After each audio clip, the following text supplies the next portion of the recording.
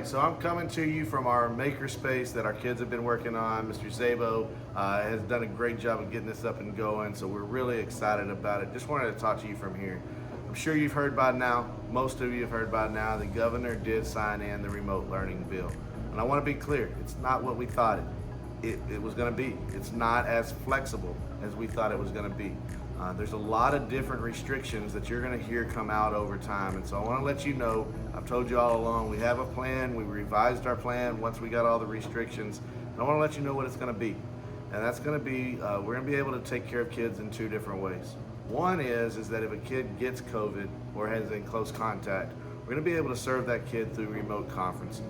And remote conferencing consists of us being required to give direct instruction through synchronous, face-to-face, through video conferencing for students. For the elementary students, there's a requirement of 2 hours a day. For high school students, there's a requirement of 4 hours a day. And so we'll push that out and we'll let you know what that looks like coming forward. And then the other one that everybody's really been looking for is the virtual learning or the remote learning that looks a lot more like last year through the asynchronous format to where you can complete that work at any point in time during the day. And it's going to be very restrictive because they came out with things that said that if you received more than 50% of your instruction last year, you're not eligible.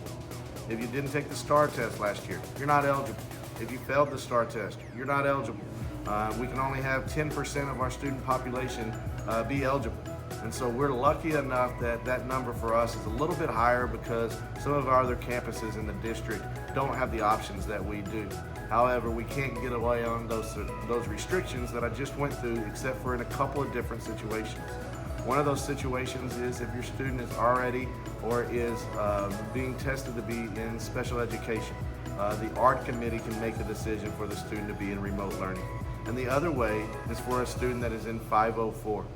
So if your child is currently in 504 or has an eligibility to be in 504, then we would be able to also serve those children in remote learning.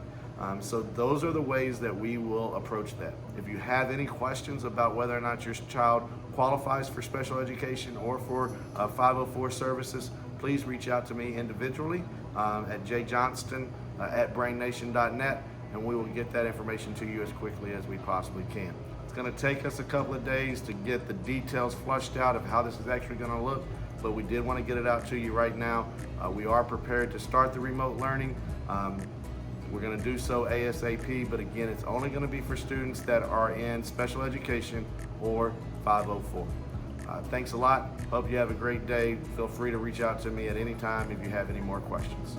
Talk to you later.